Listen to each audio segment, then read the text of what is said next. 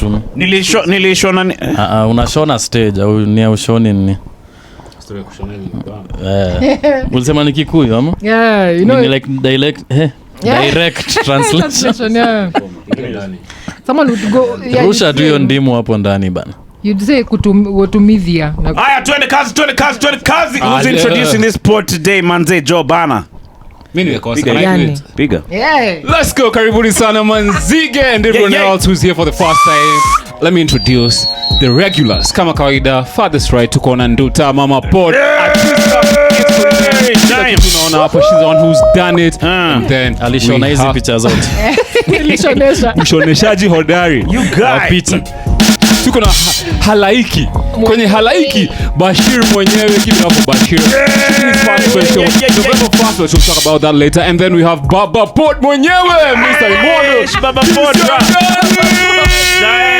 Let's go. Alafu tuko na COO pale representing. Hapo nyuma. Pale nyuma. Kama kawaida. Jojo, we're in the building. See you guys, man. Shit. Been a minute, Tell you intro. Yeah. Where's are you guys? Wamepiga na cycling for 3 weeks every month. Siwezi acha background yetu. Mse finally akona nini? Umekumbuka nini historia yake? You guys 1 month ago he wore like one anything. And introducing the RBT speaker pale nyuma. Where does it go? Here. Na mbona hii kitabu inaanguka you guys? Si inaonesha watu Wanasoma. Kwa hiyo unasoma? Yes sir. Hii land of ni second chances umemaliza. I'm halfway through. I'm halfway through that one. But you guys, karibuni sana you guys. Tumeingia 7 Ngwizis the building. That's crazy. Inaweza chukua loan you guys kwa bank. You guys, hii ni security. You guys. Sengani podcast. Leo niliingia bank mazee wakani usher to the VIP. Corporate. Si imeandikwa hapo juu kwa bank kwa lobby 7 ngwa. Hiyo ndio ilikuwa kwa account. Hiyo ndio ilikuwa years value.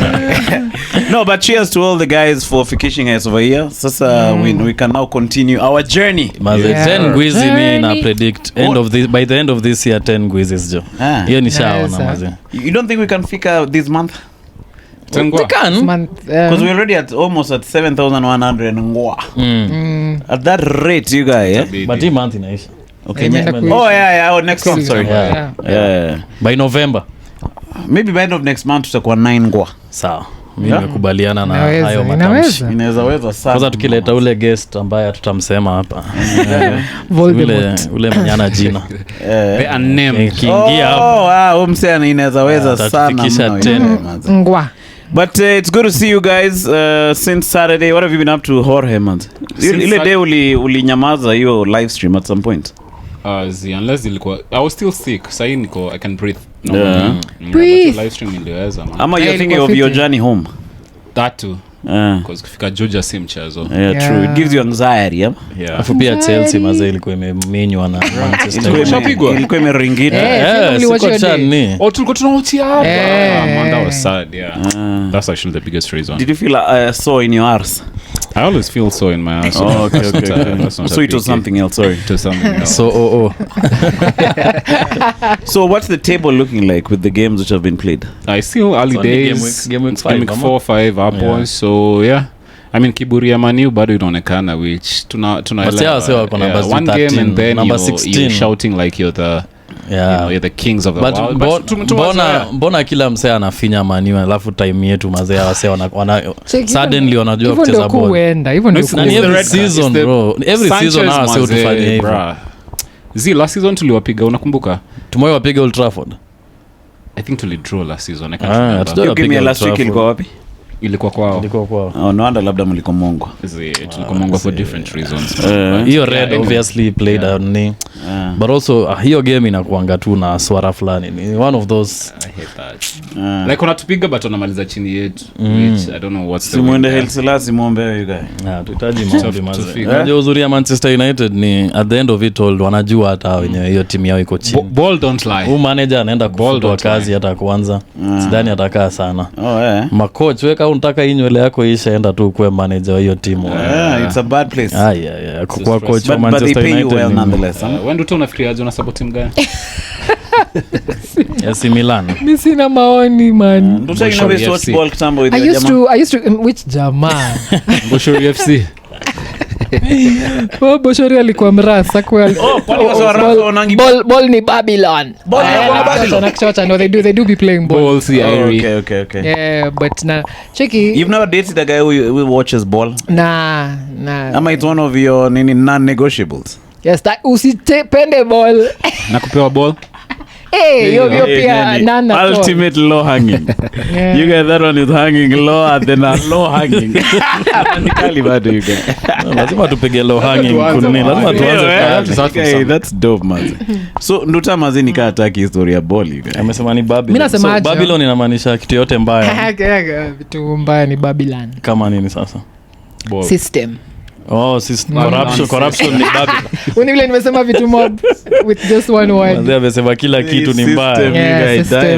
Ama shit stem, inaitwa shit stem. Oh, okay. So like football excesses. I don't know, yeah, just things that take you away from your conscious self. I don't know, vanity, things that indulge in. But Nduta unakaga like healthy, I'd say. Like, do you have a sports background? How do you keep? No. Not.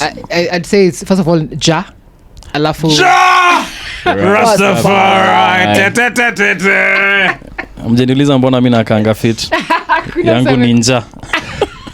Uko na njano unakaa hivyo bro. Sasa kidishi. Njano nakula nini ati boilo sita clean. So gym. This guy on his own has killed like 1 million chicks. Yeah, Vifaranga ka one a generation of kula 6 eggs per day. Imagine. Boiled kwanza maza. An entire but in a sack says your daga. High school, did you guys play sports? No, you asked me about her. No, I didn't play sports. Here's the thing, I was tall, so I was being ushered to go play basketball. Netball. But nilidunda square fast nikasema asanteni. What about your training? Mi pia nilicheza bake but hizo ma training za tulikuwa ni suicide. Unakumbuka hiyo? Ma suicide, ma layups, hizo ma laps. I didn't enjoy it. Suicide considering you're a car guy.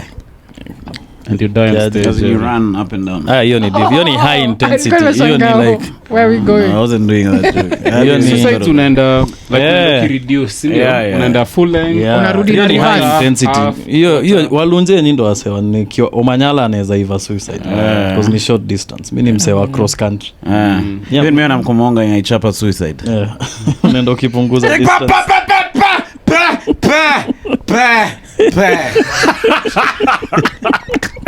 Nimehesabu hizo zilikuwa strokes tano. After hicho ingia mada usingizi. No, I'm solo you guys. After suicide una rest in peace. Come again for a year. Then speaking of cooking beer, we've had some good wins recently. Yes. Hey, it's been dope to see. Kwanza the World Championship. Tokyo World Championship. Tokyo. The ladies have been shining, maze. We're talking about that. Nani Faith Kipyegon, Beatrice Chebet, kuna mwingine Odira, I forget her first name. Nyambura. And you know like three of them by their mothers, like that's crazy. Yeah, like because usually kwa hizi ni long distance, even in sports too. Yeah. Ukiget mtoi maze kurudi to hiyo shape ya kucompete. Yeah, true you guys. There's also a Wanyonyi nini Kiprop moonlighting as a Wanyonyi. Is that for real? Okay, there's a Wanyonyi who won 800 meters. Oh, so you think he couldn't have won unless no, he has some Kale accent. I think he's been hanging out with them nyonya na breastfeed down in there. 800 meters. Ushaona mademo 800 meters. They're normally quite manly. Manly or ni tall naonanga ni kama 800. The gate is very manly. yeah, 800. 800 Kina na Semenya. Yeah, kina That's South Africa. No, even the Kenyan ones. Some of Who's them. that? The one who had ule mwenye aliwin remember? Odira, that she was doing Odira 800. But Odira was she Nambaka manly? break She looks record. Yes. Yeah, feminine. She was Odira? Yeah, what you mean? No. Well, unless ulikuwa naangalia mwingine man. Hajo was like ka. Shiveled. Chiseled Joe. But she her lines were For real? okay. Yeah. Ebu Google Onani Odira. Odira didn't look like a chick. Me, I don't know if Me, I'm talking about the older one for Kitambo. So one who had dreads. Unasema Mwaf? Nani Jelimo? Mwafa shai to represent Olympics. Za kunyonga. 800 ni Jelimo. You remember Pamela Jelimo? Yes, I remember Jelimo. Pamela. Yeah. Wewe sikumika kaka boy. But Lilian Odira. Yeah. Oh yeah. Okay, not really, but there's something there. Yeah, like but maybe because of the maybe because of the intensity of the race, so you need to be sort of. Yeah, I think if you come on, you need a certain build. Yeah, but if you're athletic either way, if you cut muscles zako zikikuwa very defined, you will appear very muscular. Yeah, because of the exercises you have to do. Yeah, so have you seen those it just comes with it. Akina Paul Chelimo doing those trainings uko hivyo high altitude areas, akina LD na uko is LD high altitude? E10, yes. Bro, so tesa the Europeans who come to train with them. No, too. Alafu umse nakimbia pace 18 kilometers per hour, but umse naka just smooth. Paul Chelimo YouTube yake akipost video unapata 1 million views and everyone's commenting about how smooth he looks. Is he the guy running? Who wears shades while running? Umse. Yeah. Bro, umse akon a smooth stride. Like umse naka bike. It's as if he's floating, breathing yake inaka just kawaii normal kabisa, but umse anakula teke. But has he been winning anything lately though? He's just a legend. Subscribers. Yeah, and hats. I think wanafanya circuits around US, so it's not the main one. Yeah, but he's still doing cashing in. Yeah. Oh, shout out to you guys heard about runner's face. Unajua kukimbia na kuzoesha like Eliud Kipchoge is out. Okay, he's got something, imagine. It's looking like 50 guy. How old is that? Something or 40 something. That like actually running is ages you. Una mafuta. Fucks up your knees and then you also that is something for real. Imagine. I think Eliud Kipchoge is along river road, you guy with a birth certificate. Running is not really good about Kipchoge. Even your face sags. But even people who run wanaka young, David Goggins, what's that? Okay, it depends. I think it depends. Long distance. Yeah, long distance runners, you will have a body. A bit old. But how old is he? He doesn't look old. Okay, he's old, but I think he also looks. Eliud Kipchoge is 40. Oh, he's 40 now. But you guys according to the certificate in River. No, looking at his face and this guy is. You can. So older than this nigga. Yeah, imagine. But you look younger. Like this, it's similar to every other marathon runner. Oh, body fat. And then you see this sagging. It's because of you run until your face. Gravity inavuruta makai zako chini. Hapo in nature unapigwa na elements. Unajua Kenya tuna story ya nini SPF 50 100 so what? You don't wear sunscreen. What is SPF? SPF is the level of sunscreen. I didn't know. 35 SPF ina prevent from UV rays, but 50 is better. Oh, okay. So in a block sunscreen nakuwa na hizo. Wase pia ujipaka sunscreen kisiangani. You guys ujipaka sunscreen? I have to. Unachomekanga? Vibaya, it will peel off. After kumonga you guys. Huh? See guys. Yeah, you're fast. No, but for real, you feel the sun like the burn. If I go 2 days without wearing sunscreen, when it's really hot outside, it turns a forehead and then my nose peels. It peels. Damn, you guys, that's crazy. But have you guys seen Nani lately? Usain Bolt. Yeah, I saw pictures. It's fat. For real? Fat man, he can't walk. Yeah, they're saying he can't walk. He's walking weird. Have you seen John Cena? Nah, John Cena's walking weird. John Cena anatembea kaa. For me, I think kwa rasa. So like it's like Ronnie Coleman. Just Google Nini John Cena walking. John Cena okay juicy ataki watoi. Google John Cena walking. I think John Cena anatembea kama monkey. Kwani alikuwa anatembea akiongea. Cause umemwona like akiongea hivi na he was caught on video. Yeah, walking weird. So he's unwell. He's fucked. There's something but I think zote hizo za reso and he probably cool at some things. Those arms are too big. And it's pushing your body. It's pushing your body to the he hurt his back. Yeah, he hurt his back for all those things. It's spine pain. Even Nani has cut you guys. The Rock. Yeah, he has. The Rock pia amekata weight. But was it for cut weight? Yeah, I think was he doing a serious Muay Thai role or something like that? Was it a Muay? It was a wrestling. No, was it a wrestle? Ana play Maina Murumba. Steve Charles. But maybe you should maintain that lean look. I think so. That other one was very freakish. Yeah, body. Have you ever seen his knee? I think I saw a YouTube video of what the Rock eats. What the Rock eats in a day. It was like a lot. Like 6 meals. I don't know 6 eggs. Take it out! You cooler them raw. See, you guys. Just the chicks. Nice. Finya your day. chicks ni kali and eggs. So this guy cool as what? Like hata sikumbuki, but like, he has a serious but he's like I think a normal like adult, like the calories you're supposed to eat is like 3,000 calories. Msana kula like 20,000 or but now he burns in the gym. Yeah, but also like his maintenance calorie is higher because he's that big. He's big. He has because he also burn calories from breathing and walking and being alive. just normal things that you do. Chapping burns a lot. Chapping, I think una lose a lot of calories on your arms and proteins. Even just in your but unaweza zidishi u replenish. Ukidai Check nini cycle. Check ma protein tu mwili unashanganiaje bro, unazidi still. We've lost 4 subs up. Tumerudi 6.96 ngoa. I know. Acha watu wasoe bana. Hizi ndo yeye upiga. But wewe ukulangi po. Wewe uko on the other side of the spectrum. Unaningilia na kulanga maesita but you don't eat. But now lately as you've been seeing me trying to eat. Some chick you guy called Ndani Jen. Chicken aje Jen kuja niko upstairs. But I've been trying to eat twice a day at least. Yeah, please try which is what and what? Breakfast then? Hey, Maze, I've been eating some beans which are germinating in my belly now, you guys. Bro, tangiyo joke tumekula rice beans kwa umathe every single fucking day. Because every time hapo jobo hapo chini kuna kibanda. Every time tukifika like TikTok hapa tunafika kwa around 5. So every other thing imeisha. Kisangani itabidi ujue kujipikia man.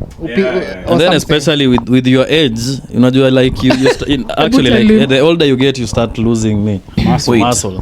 So you actually need muscle to lose. Like where is already uta lose nini? You guy need to wewe unafaa upige maisita kama mimi.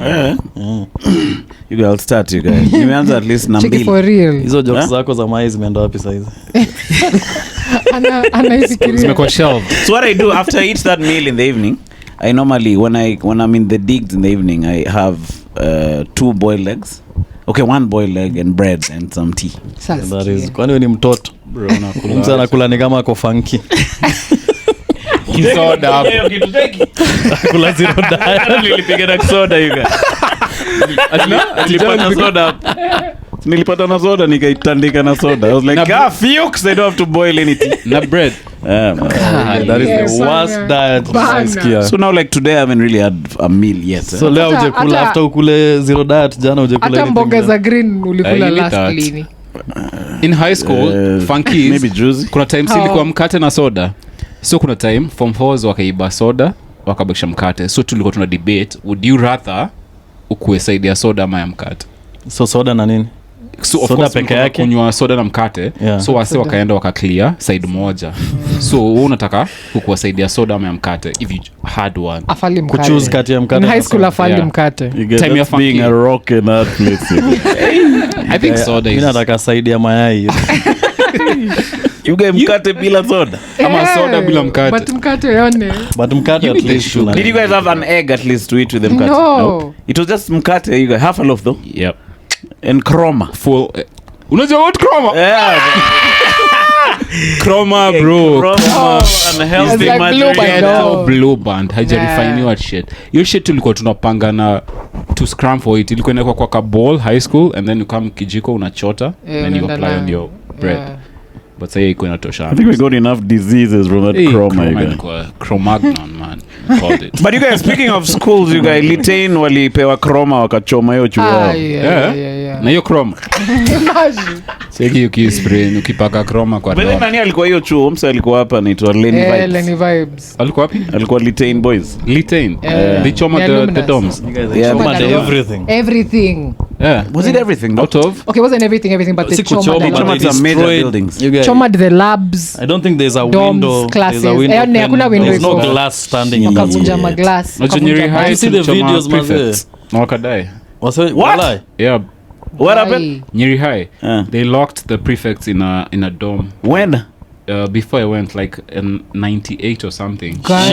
Wakaeka petrol ndani. You guys choma the piris you guys. Kwa nini man? They died. Ever since that day wakatoa hizo grills windows. So what happened to those what are they? What happened to those guys who choma them? Jail? Yeah. Yeah. They were jailed. I'm sure they're in jail now as we are speaking. I think tukaleta moja kwa pod inaweza weza mbaya. But tumetoa grill kwa dirisha. But it was true walichoma. So my prefects wali murderiwa. 3 guys but ni mada hiyo ni Umse utashtuka mara ngapi? Lakini that's a gory tragedy in high school when you barely 18 you're like 17 18 and but hata mimi this kind of behavior manzeta mimi inanistusha sana ati hawa ni watu wa below 18 wanaweza shikana hiyo design. Kuna mwingine alikuwa amefunga sweater kwa uso lakini ameacha macho. He can be identified. 98 unless but no, I'm talking about in Litain. Oh shit! Unless you can eyelashes distinct. Yeah. Oh, so you can be identified. Iris. Yeah, it depends. But you have to compare the way that particular guy looked. If you have really distinct eyes, then maybe. Yeah. But if hey, but also walidu. Watu walidu mbaya. Can I ask, what's the worst that happens in like girls' schools, high school? Here's the thing, me nashukuru ati I went through school when I did, because the things I hear now are scary as hell. There's just a couple of lesbian insinuations hapa na pale, kususpended hapa na pale for being rude to teachers or vitu tuka hizo. There wasn't bullying really at all. Ulikuwa nabuliwa na nini? Okay, Kabare was primary, then I was in Loreto Limuru. Ako unabuliwa tu na masista. But Loreto Limuru was a good school generally speaking. It was okay, I guess. Si masista ndo walikuwa some of the teachers, some of the Our Lady of Assumption tulikuwa na masista by there. Yes, ndio. Atumezema na mabro. Mabrozi. Wanaitwa father ama ni kuna brothers kweli. Yeah, Catholic, but those are brothers. There's no brothers. Kuna brothers. It's a girls school. It's a girls school, so we only brother Ishmael. But our sister walikuwa natuvunja jo. Mimi sikuwa na those sisters I think they have some fucking people. Niko nadhania they're supposed to be Chess was telling me over here venye walikuwa napelekwa mbio na mama sister. After they call Jesus their husband. I think they are traumatized. Yeah, that is you guys. Our sister used to monga us you guys. Yeah. With canes. Our sister of mercy. Yeah.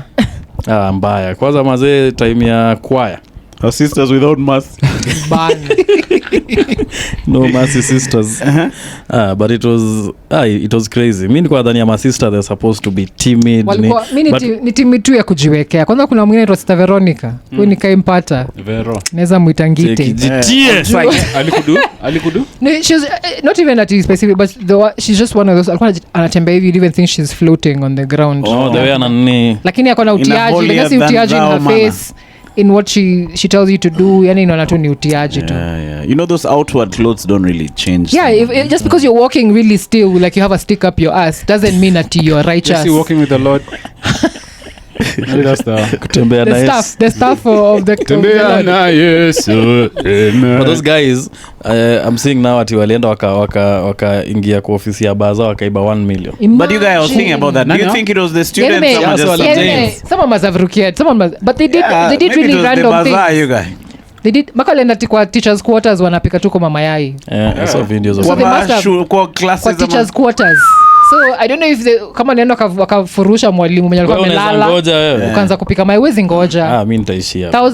How many boys? There are many kids in that school. Yeah, there are many kids. Kuna nyama wamekuwekea wanted. The distraction they made and then which is again it doesn't make any sense. Your parents are the ones who are going to pay for this damage.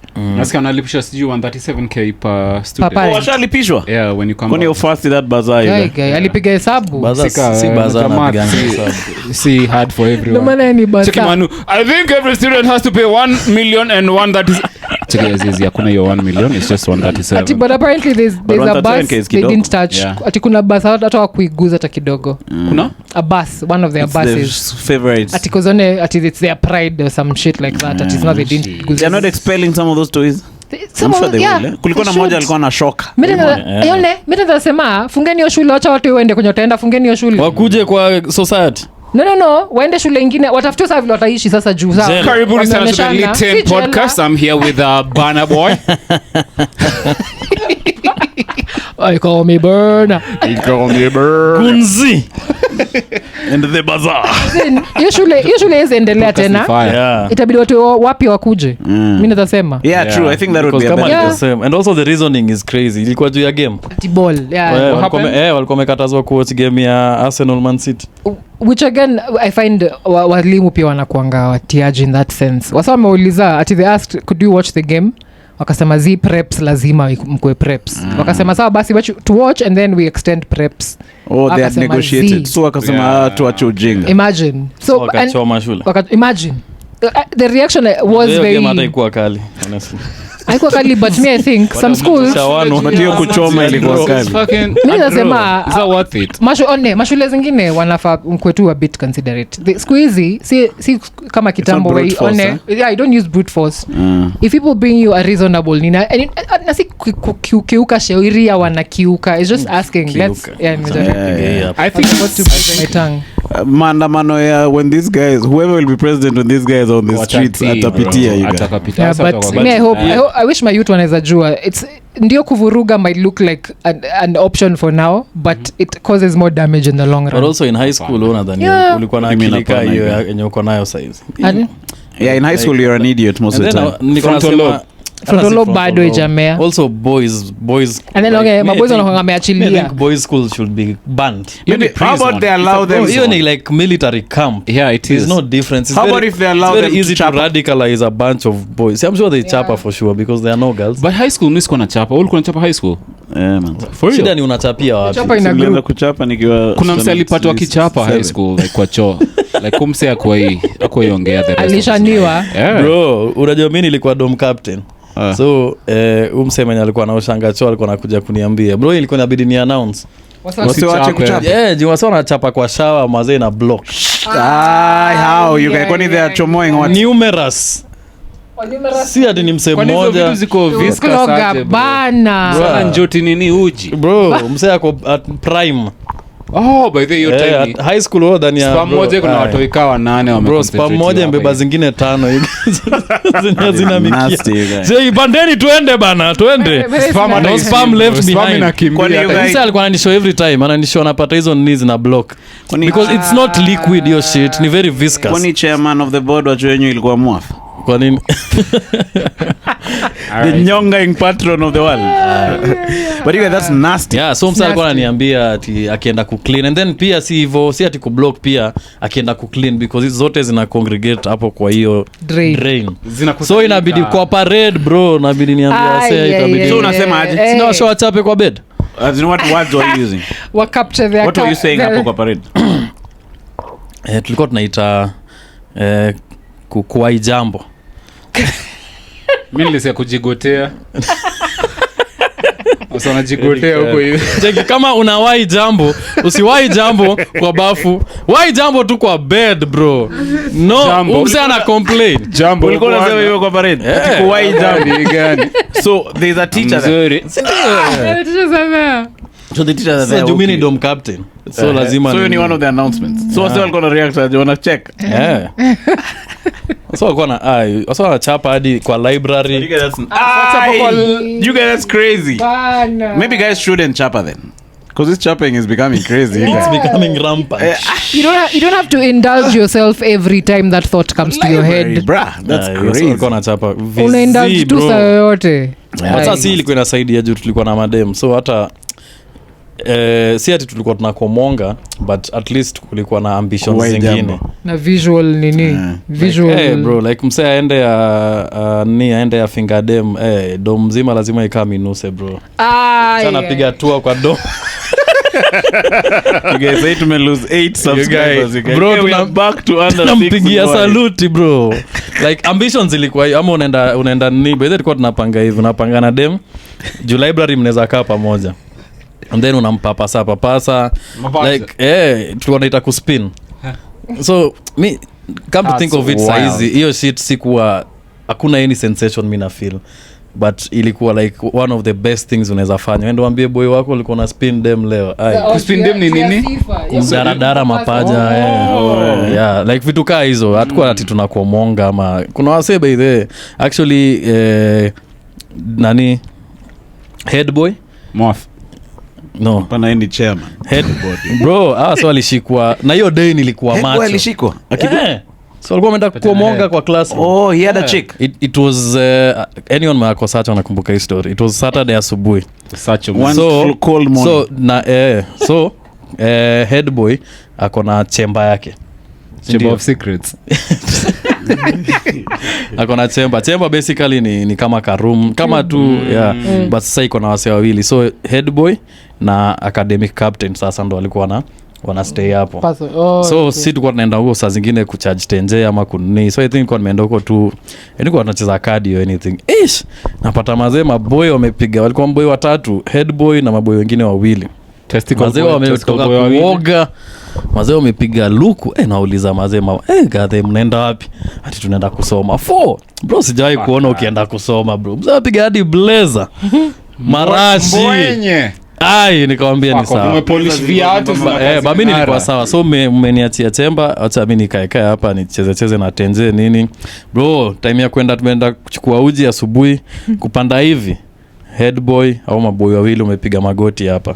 Madem, nakumbuka ilikuwa kwanza dem fulani. Akaitwa nani? Nyati. Anastasia. Ashley. Alikuwa environmental prefect. Mali. Yeye na mademu wawili bana. So ile unajijazia. Sasa wako separated. Maboy wanapiga magoti huku, mademu huko. So kumbe walikuwa wanapiganga hiyo form. I think every Saturday asubuhi wanaenda class. Madaro zilikuwa mob. Wafanya mambo yao. So hiyo day wote akawapata jo. Kwa dorms? No, kwa class. Sasa kila mtu kwa dorms, so nyinyi mko class. Okay. Head boy hawa si wote wakapigwa ma X sasa. X. Hakuna masi you guy. Hivyo ndo nikaingia chamber sasa bro. So ndio kwa head boy guy.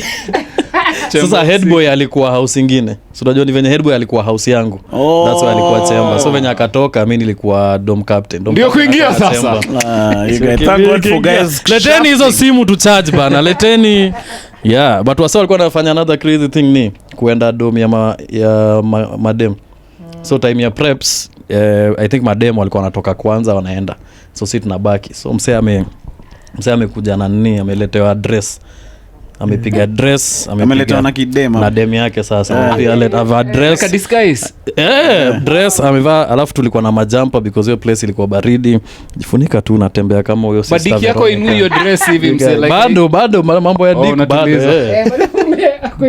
But hiyo shit wasa walikuwa wanashikwa every time juu hata kama utapenya kuingia hiyo place ni cube bado madem ni kawa 4. Hiyo story every time wasa walikuwa wanashikwa jio form. But guys kuna wase wa labs form 4. kuna boy wangu alishikwanga maze, kwanza alishikwa na dem amepit.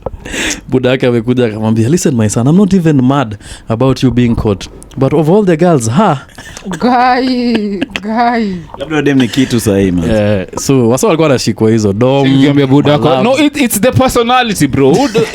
Mzae elewa jo, like dem spend 5 minutes with such you guys are cheeky like that. Yeah, that's but you see at least sasa ilikuwa inasaidia like focus yako iko. Mimi feel wanaume wakikaa peke yao bro ni just chaos. Nyeri High, let me give you the transverse of that. Nyeri High tulikuwa boy school, so kuna madem ilikuwa tulikuwa tuna madem once in a month, or that's the best case scenario. So nakumbuka kuna time tumerusha mamawe tukipiga madem because hajakubali stories zetu. Like that's how like hatukuwa tunajua relate na madem. So if you find like hamskizani unachapa madem wallahi. So I think going to a mixed school is something it prepares you for the world. Caveman. Unawatoki caveman bro. Do you think that's walikuwa kaba? It's in sort of unasema ati so some ocha guys howling. Bana mazini kioko itani. Check it. I can believe that. Like that's not surprising to me. Boy school mazeni. Boy school crazy. That's craziness. 16, 17 hormones. But walikuwa wanaangalia you're a bit crazy. Mimi nashanga here's the thing. Mimi skatai ndio nyinyi ndio mnajua best, and yes it's a very drastic time, but again you get that you're relating with other humans who might find this behavior very aggressive and off-putting, but hakuna vile unaweza jishikilia nini. Si hata mademo walikuwa na the same with damas when they see it's true. Was it? Kuna mademo walikuwa like warui wenye wanashika maboy. When if you're a boy and then you go maybe into guys get raped to in the dorms. You have stories like that. Watia mademo watatu wanakushika kwa class wanakuforce. Wanakumonga hiyo. By the like hata si tukienda hizo mafunky like if you go to bro tulienda nimekumbuka kwanza Kapropita Girls ilikuwa like ilikuwa kama Sacho Girls yetu because tumekana madaimu wetu sana hadi so tukienda funky Kapropita Girls walikuwa at least but sasa Kapsabet Boys walikuwa wanawadai so ilikuwa beef so tumeenda nini hapo so unajua kuna wanachagua few classes zenye hizi kama ni music kama nini zinafanyika bro mademo wenye walikuwa like huko third floor mazee walikuwa na twerk kwa window bro for real you get that's like, provoking wajaona wanaume yeah the members went up directly you guys. So I think everyone ako everyone ako say bro like vibrations hata kama imefura I think there's ways to just harness your nini otherwise you're just a slave to these things the same way vile dude sahi ati haga hizi pita bila we kuvunja shingo kwani mimi ni nani nakula hadi mbishi it makes you kind of nini enslaved to it somehow but wewe unaongea hivyo saizi because at that hiyo age me I was just busy being depressed maybe that's why I didn't get to be horny so kuna watu wako wanakuwa depressed walikuwa wanataka kuwa depressed hiyo ni low hanging in sijui iko hapo katikati sijui kama kuita don't even know to rate it ita pass we'll give it okay. But mimi nauliza kwa like shule ya madem what was your like maboy wakikam were you guys acting were some people acting like unnatural like ile yes I would say there were people who were acting you know more flatty or whatever but inainuliwa kiasi exactly Chesa alikuwa anasema ati walikuwa na vaa maskati zingine zinaitwa Conqueror nini kama isoe conquered Conqueror you guys it inge conquer because I was had pleats so those pleats yenye ilikuwa ile nini kuna pleat mbili na pleat nyuma kuna gathers kuna 50% gathers yeah that's interesting so but kuna wenye wasa kuna relation high school wise with like girls schools did you go to a mixed school Simi was in Kabarak it was mixed okay. Used to have some girlfriend huko ndani huko in Kabarak but ulikuwa before uende Kabarak so ulikuwa boys si hapo itendi wase walikuwa na haul kama dogo na hapo ndo ulishikwa member pia huko manzo huko walikuwa nasty ama wewe ndo ulikuwa demo huko mimi sikatai but I think they thought I'm a bit fruity passion nigga go alipalm hiyo kitu guy really went kama ball ya back you guy my member was assaulted but you could tell the difference that was assault between a boys school and a definitely the other school was calmer like girls the energy mellow in the boys school was just I think dudes skata even ndivyo mko but also mnakwanga melin on at even ndivyo tuko so much with in order to disregard another human being but not everyone not everyone but a lot of we're just trying to make sense of hii story imeanza na history ya Litain boys mi nimesema I'm against boys just being in a boys school they like could because I feel like it's the worst environment to be in mi na feel madem wanasaidia sana and then we pay example ya mimi like it was much better because we had girls around boys were so shy that time we went for a trip so this chick mazea she used to gawia guys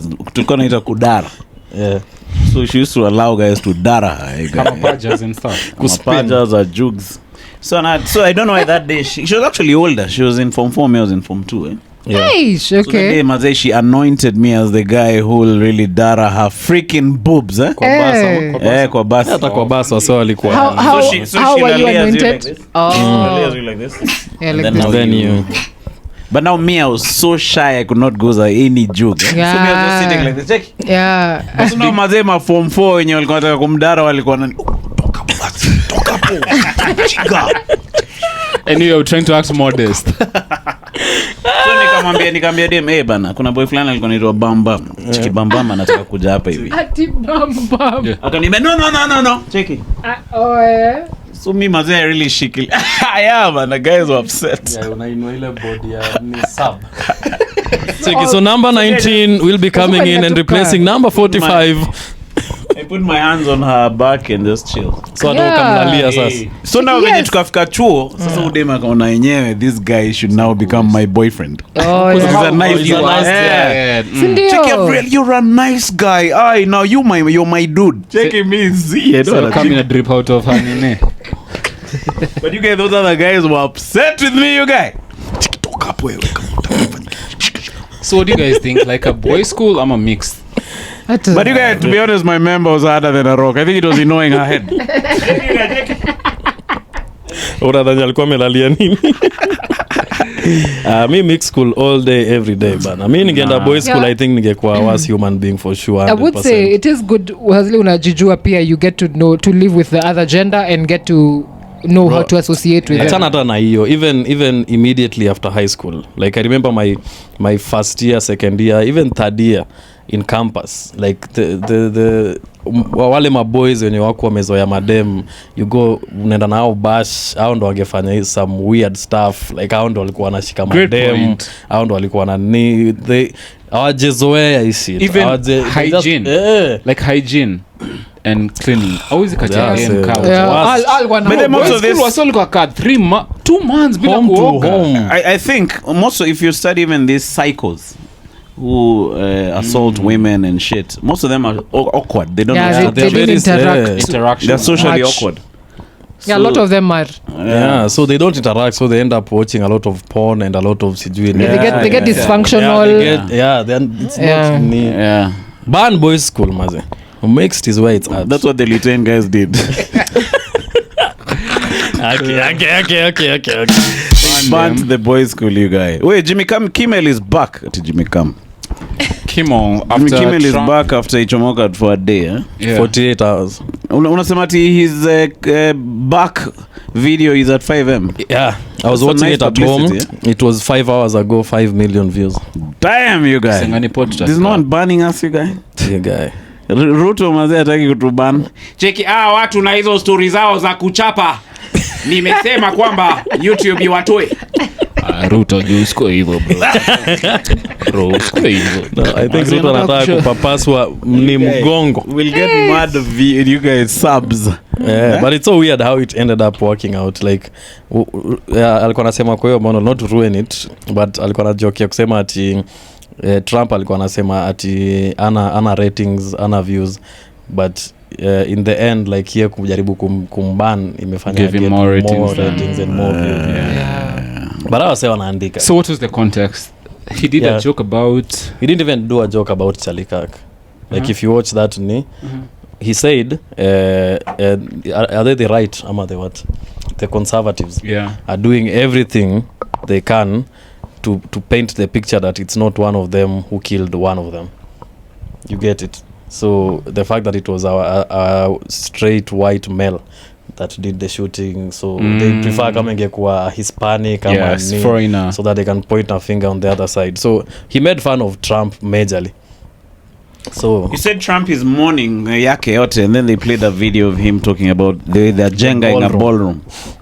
So it looked like you guys, man, what the heck. But what do you think about like a president coming after a comedian, entertainer? I think both sides are guilty of doing this nonsense. Like the other guys have been trying to ban guys when they're in power, and then these guys now are also trying to do the same thing, which I think is stupid. It's just dumb. Do you remember during COVID they were trying to get rid of Joe Rogan for hosting anti-COVID thought guys?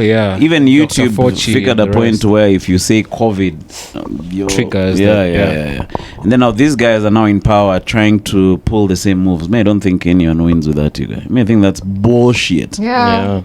We all just get shit in our faces, all of us. Yeah. But I think it has, the cancel culture has reduced kiasi.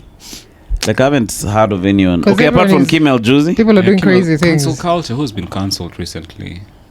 Is there anyone? I think it has reduced a tad. A tad, maybe. Yeah. I think the only guy who's being cancelled right now is Mwaf. Ndio na comments pia bana, what's going on? Kuna msee alikuja kwa video zetu kutusimua na hata mwafa yuko kwa hiyo. Alafu anamjizi moja ingine in all caps. Yeah, people feel alikuwa na workshop matusi because they were getting better yenyewe. But what do you think of that stuff, you guys? I think iko wale wamemekea ka hatred a lot in you're using too much energy to hate on this person. And I get he might say some things that you don't agree with. But again, it's life. Do you think Mwaf should call Rapture on the air and apologize, you guys? I think he should call him in private and apologize. Oh, okay. Yeah, okay. And then now call him again on the air. No, don't have to call him on air. Si Gracha tu kanataka kurudi. No, mafans watulie wache. No, kanataka kurudi tarudi wanaone pamoja. Okay. But otherwise I think amefanya escalate vile inge fa. Double down. Amefanya escalate vile inge fa. But now that Rapture is a free agency, tumuinvite ama akuja apige story ya Mwaf. No, si akuja apata ma views yake yote. Check what Mwaf said. You guys ya 10 Ngwizis yote. I think you have to be shameless mazee. And then wasewa kiwatch wanapata hata si kitu mbaya, but now the thumbnail and the title Mwaf akinyongwa na Rapture alafu calligraph anakanyaga hiyo kichwa you get was Mwaf na Rapture nani Rapture na calligraph hapo tunaingia 15 yote 20. But you guys sasa si tutakaa wapi kama calligraph kiwa hapa tutakaa kama wale mademu wenye walikuwa naka watatu hapa chini wengine juu. Mimi ndasimama hapa nyuma. Remember that podcast you guys? Which one?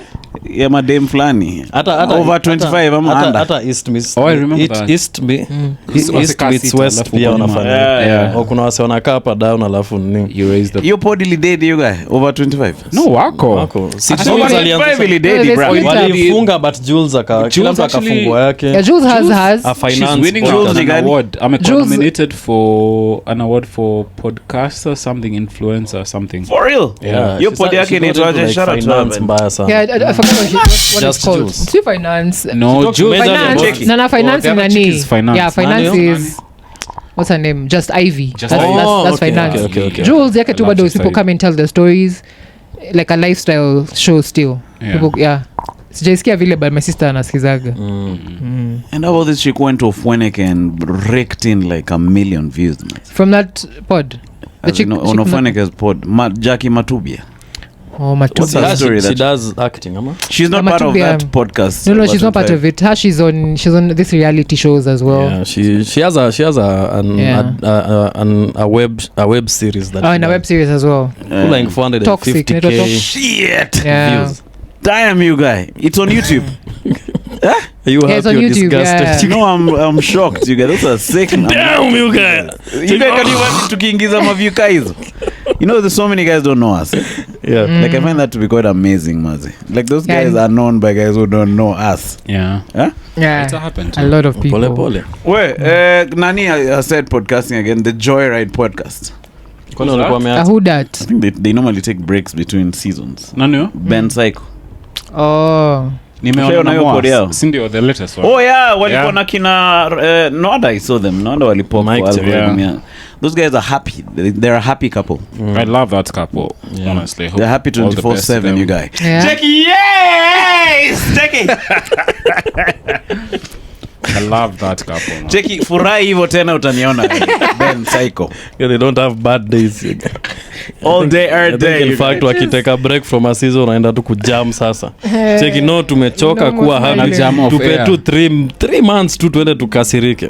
But what do you think of this online couple things you guys? I think it works. Yeah, someone told me the best way to get viewers is to couple content. Why you guys are waiting for you to exactly. fail? Either they're there for the love or they're there for you to fail. You know, Eugene Bugo was telling us. Sijaguza bro. Usiangalie sijaguza.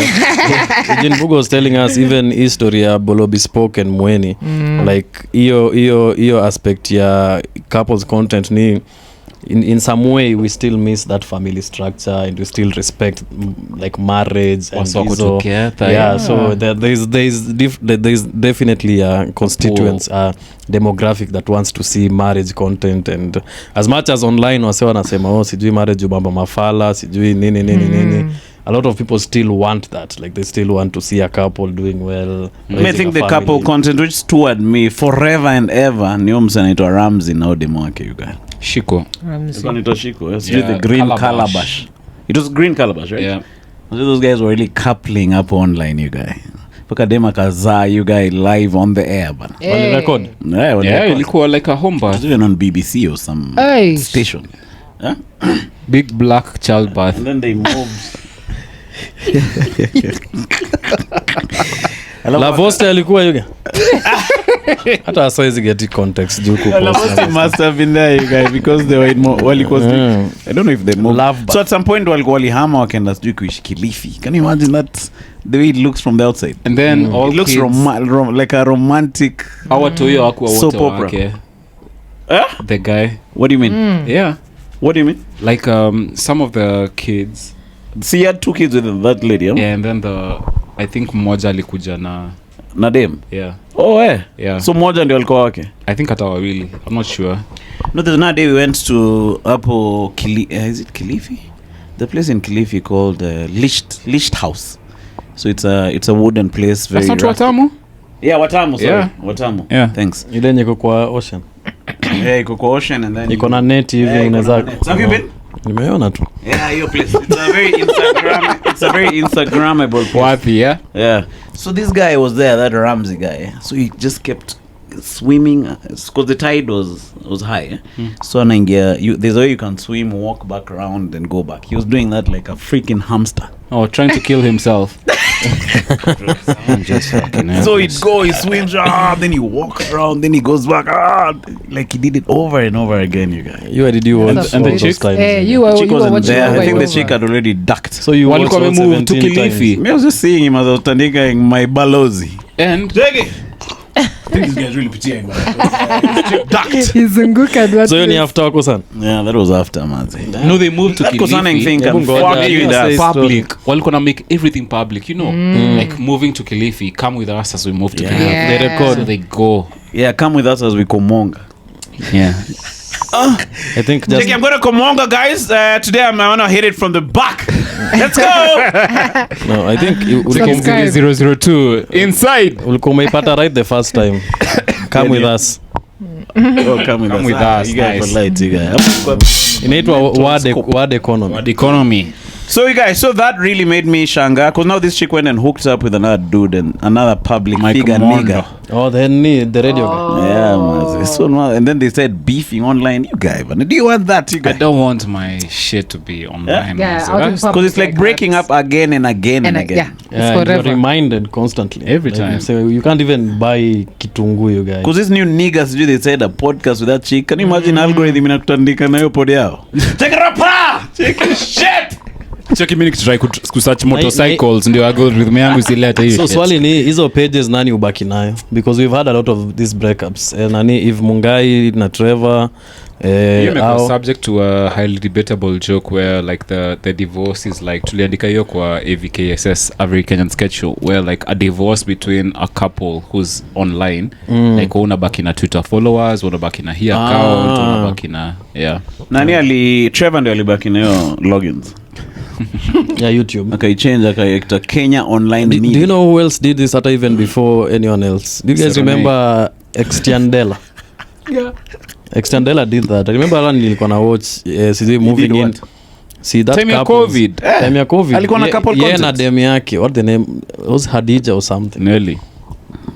Mwangeshi. Yeah. But you mse namuona TikTok siku hizi ajaribu kurudi but alikula scandal nyingine heavy. Gani? Si alikuwa anauzia wasema shamba zenye haziko. Oh, for real? Ndani mbona external alitulia? I have no idea. He took the ringtone. Hiyo ni I think hiyo company ilikuwa wase. No, see, it's there. Allegedly with facts. Allegedly. It happened. See, that's why it happened. You guys during COVID and after COVID, Extian was one of the biggest. Bro, mimi nataka kukula mkundu hapo hivyo industry. Mbona mnainterrupt? It happened allegedly. Si nilianza na apparently. Ulipiga apparently. Nilipiga apparently is okay. Sasa siwezi piga ma allegedly. No, minus. Bro, kama umepiga apparently na ni mse kukudishi na CD. Hakuna nini. Ndio kishikilia mayo na tumia lube. Take ndio Anazimeza. Siku yon ni Babylon we.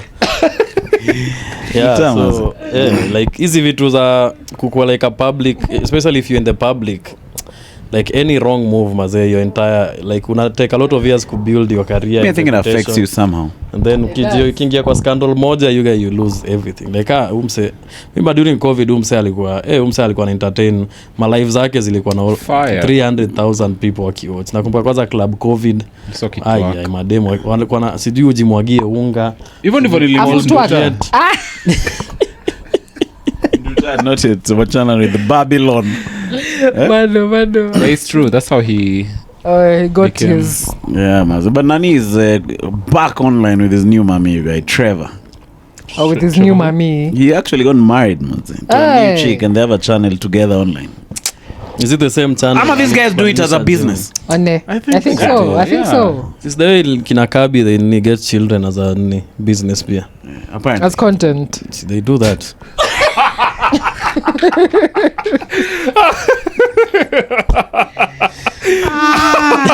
You guys, that's hilarious. That's funny. Yeah, I think you're onto something for sure. But let's it get works. I think if you want to be in front of the camera, ukipata dem usijaribu kumu indict kayo si form yake. Even if you think it's you can do couple online. Hata offline hawezi. Hata offline.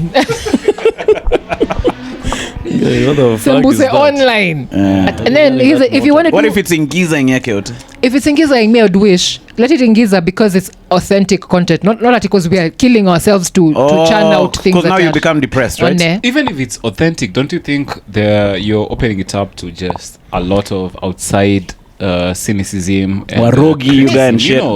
I'd say for example, instead of indulging in the vanities that tumeenda out tumefanya hivi, show you attending an event that's a content without you on something wholesome, something. I think if you indulge in the vanity, for sure itakuja kukuramba, me I think. But if you're indulging in things that are actually wholesome, I think maybe it starts out as wholesome and then now because now you're making more, in the money, now you have to wake up in the morning, it becomes a job. Like leo tunafanya nini? So you want to think of things that like currently, and I was telling shocking. I feel like his content to this chick is very wholesome as of now. You didn't feel thick. But maybe with time it just transforms into its own monster, you guys. Drastic things. Can I give you a 7th born for this? IG wanna ask for a 7th born. And then you go and fungua a page, you guys, for that 7th born, you guys. Even if you buy a new furniture, you have to shop unboxing. I get it. You know, a couple in ilianza tu hivyo sijui nini, no wholesomeness, no nothing, Patelo and D. You get their introduction to us was hakuwa na wholesomeness nini, na halfsomeness. Ilikuwa tu man Captain Morgan na my boys na nini, like it was never about ati sijui ati tunayane tunapendana. Kama hata yao ilishika yenyewe, there's definitely something about this couples thing. But you guys, on another better note, nowadays if you go to the SGR to Mombasani, you guys, kuna train ingine itakufikisha tao bra. Mombasa town. That's dope. You guys, you came using you went and came pause using the nini, using the first class, huh? Yeah, first class. I mean business class. Which first class has room, eh? I think first. The first class of Premier ni ile 13 Ngwizis. Ile Premier ni hiyo. I think it was 12 first class, yeah. So the other one is economy. Yeah, the one for public. Gen pop. 4-5.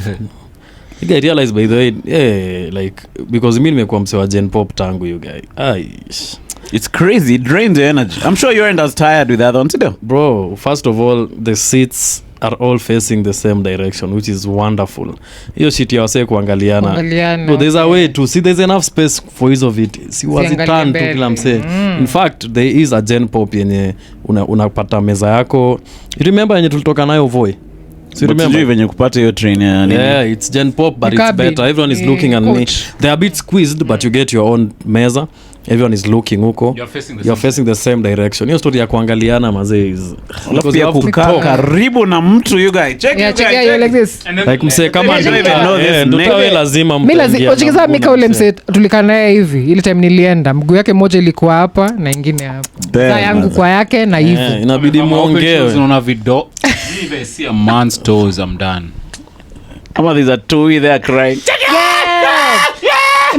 Check it, shut up, bitch. Yeah. For real, by the way, you wanna nikiingia kochi kona watoi na choka. Kwanza ukienda time ya shule ati zimefungwa ama zimefunguliwa, you're really gonna pitia mazi. The best SGR unatiki time tukienda Kilifi bro, unatiki Ahmed is a comedian from Minnesota via Somalia. He's been on the pod, you guys. Umse, you know they say you drop him anywhere he'll find friends, like he's that outgoing. SGR tukiingia hiyo terminus tunangoja huko, mse ashamit madem wawili wako tits hanging out, haga iko nje. Udem alikuwa namwambia mazeni dishi kwa hii kwa choza SGR tukiwa hapo like sijaisikia train high club yani in my life like ama demo walikuwa so giving yani. Kwa hiyo SGR trip tuliongea na ama demo skuma hiyo trolley wakinini. I've never known you can talk to them wakuuzia pombe before mtito one day. Those chicks ndio walikuwa tuambia just talk to them, so tukaongea na wao tukaget hizo ma KC not KC Tusker ciders, the green one, what's it called, pineapple punch. Au mademo walimwaga zote chini huko hivi. What do you mean? Ahmed has a video of me mopping the SGR so that cops can't find us drinking before Mtonde. Why did they mwaga them though? So we go out. Were you sitting on the same spot? We are on the same spot. So you happen to be sitting on the same spot? We didn't happen to be sitting. Tulipata now after the tickets, when you're waiting at the lobby, we see these fine chicks just, being like vibrant is what you're saying. You so see those fine chicks jugs. Yes, they're outside. So we talk to them, wako fiti, there are two of them. Tunabambika, tuko like, damn, this trip might be fun. Tukikana wako hii shit bro, so wako loud, wanaongea. Oh madam. Wamemwaga tea. Were they Nairobians ama Coastarians? I think Coastarians. Yeah.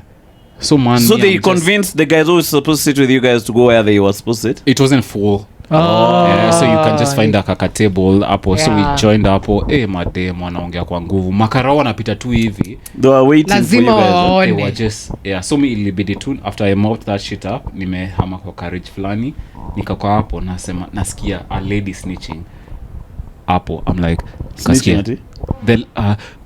kuna watu wanakunywa pombe sahi. Wamemwaga tangalia. So the cop is like, usiogope, niambie ni nani. Wewe hata tutakusort. Usiogope kusema, ukiwaona niambie ni bro, I'm hearing this from the next carriage. Naambia kina Maina and Ahmed wameachoko. Don't come back to this table we are at. Or them the one there then those chicks order drinks on our behalf. Unajua like hiyo kati kitoka wanasema nipatie hii. Umse atalipia. So for real that chick came with the beer. Iko like 3,800. Mimi nimekunywa beer 1. Maina amekunywa beer 1, Ahmed amekunywa beer 1. Ahmed anasema there's those niggas in carriage 13. Damn. Tuliruka mbaya. Those chicks were wild, vibaya sana. Guy. That's crazy. Walikuwa wanaenda kuperform at Mtwapa Club as like dancers and strippers. Like they gave us their IG. Tukiangalia they're shaking their booty. Ebu fungua page yao tuone. Tusampolie. Now what happened with the mopping? You mopped. Were you able to mop it? So you mopped with what kwanza? You see kuna mop, kuna so clean. So ama demo amwakatei ma cops wenye wako na guns na mask wenye upita. Wananukia but hawaoni. So tumeendea ma serviettes tukaweka chini ya SGR. Hizo serviettes hata hazitosha. So mimi nikafanya calculation, nikaenda kwa hiyo carriage nyingine nikakamna mop na bucket, fucking bucket. You came with a freaking bucket. Naifanya manza ulijaribu. Ahmed anarecord na fucking namwambia bro help instead of me. Recording. Unajua? So na safisha haraka udema na mwaga makriba bucket chini while I'm wiping. I'm like bruv. So ikabidi tu nimefanya my nilifeel like a fucking bitch. Nimehiha hiyo shit. But at least ulijaribu, man. Nikafanya haraka nikatoka, save them, but nikasema I'm not staying in this carriage. Afali hivyo na ula ukajitoa. Nikatoka hiyo story. Ulifikira chap. So ulihamana kina Murumba? Niliwaacha. Ilienda hiyo carriage nikakaa solo, but I called Murumba. I'm like, don't come back to the table we are at. there's someone who snitched. Yeah. You guys, the cops would have had a field day with you guys. For real. It was nasty, bro. There's some guys who just attract trouble. Yeah. And for you to think ati ni mi naonewa ama ati ni mi wasanta you're first of all looking at SGR. If you're speaking loudly, first of all, una interrupt, unasumbua wase. If you're spilling shit on the floor, namshaambiwa don't lit. Hata watoi mna wase waambiwa, if you're a parent, watch out for your kid. Already uju una disturb the peace. Yeah. So you're not even supposed to play music. Ati out loud. Ati jukumenyamaza, ati ufungulie tu yako wanza. That's you're disturbing the but peace. But that gen pop is gen pop. Let me tell you guys, that gen pop is horrible. Yeah, but now I went with the VIP premium. Guess what? You can fucking drink from the beginning. Mi sikuamini hadi nilikuwa naambia wase because I've never been to nina shows hatuwezi buy taste hizi lazima tufike nini wapi hapo. Wow. You can order food. You can actually have a lobby. There's a whole where you go inside the train. Inside the train there's a lobby you can go chill. So wase wakai hapo. There's a dining car. There's a dining. You go so there. You can buy there. Drinks there. You can eat there. So hapo ndo place kwa tuna chill sasa. Because boss wetu alikuwa sasa nao premier huko. Nilichungulia mazee na kata siwezi jua because they kwa first class ya ndege but I imagine even ndo inakaa. But it was nice. Like it was not loud. It was not. I think there's a correlation to loudness and poverty and IQ. There's a methali. I think so. The empty debes make the most. I think so. Yeah. And then also I think they assume that if you're in VIP or rather first class, you have self-control. Utakunywa paka uchizi. Check kisengani podcast ya first.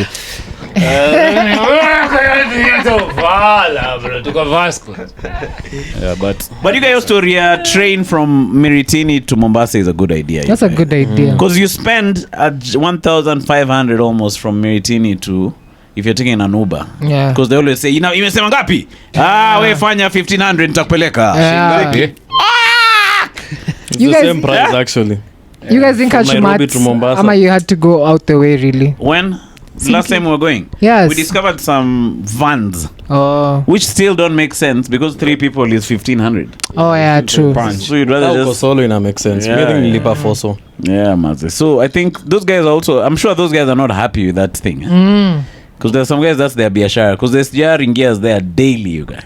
Yeah. Guys say itabidi warudi drawing board. Yeah, itabidi. Check your biashara imeingia mitini, bro. Utafanyaje? But walikuwa wanajua.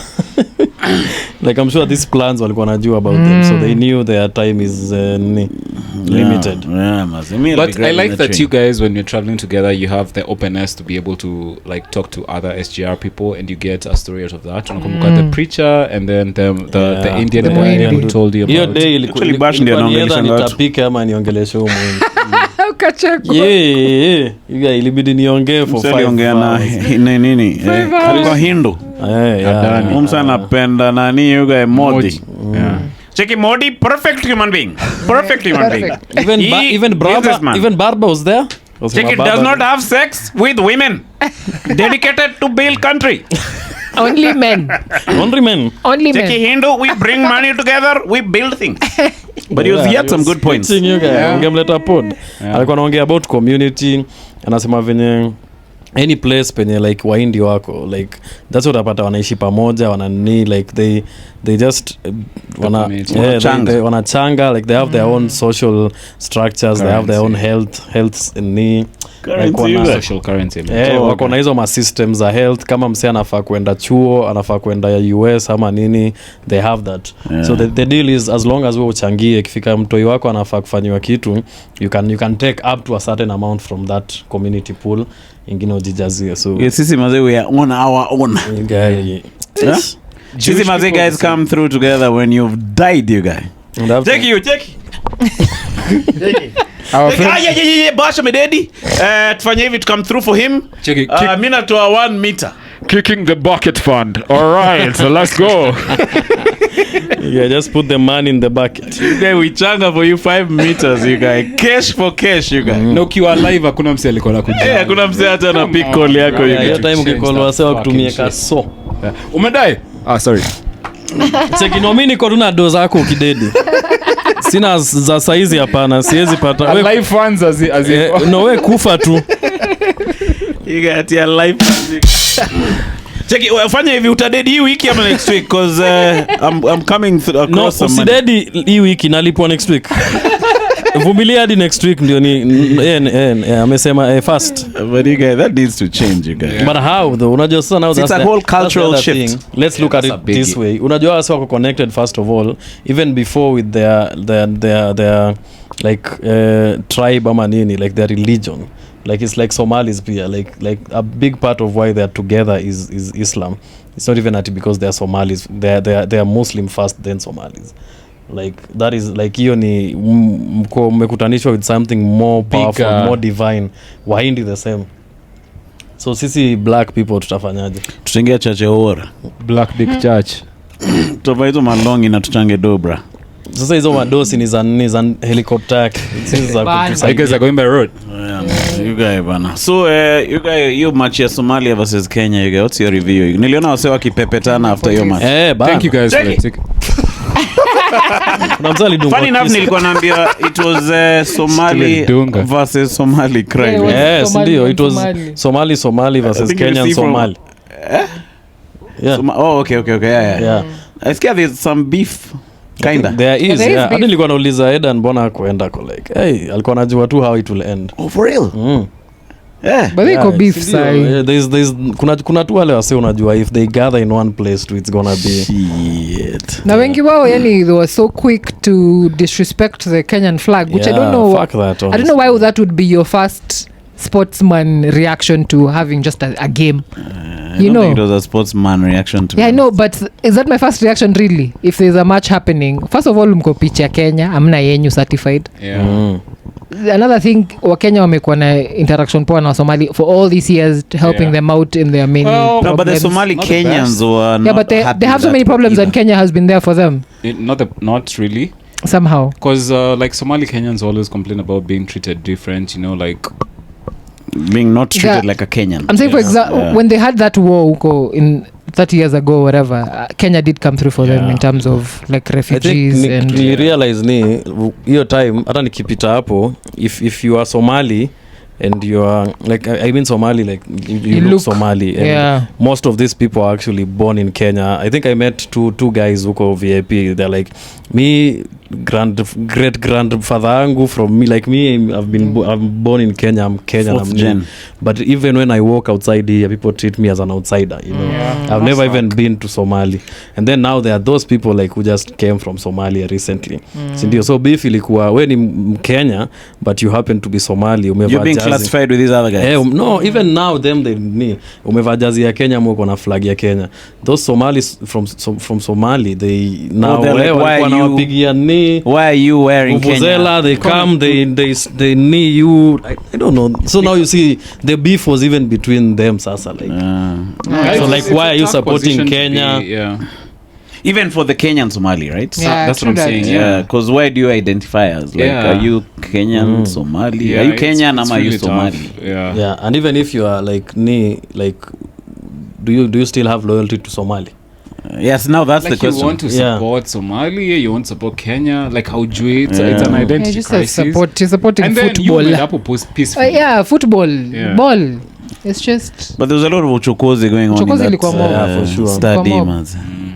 I think sports gets that out of you. But in regard, but on a business perspective, if you can have a team which is a Somali team in the league, you guys inaweza sana, you guys, because those numbers were crazy.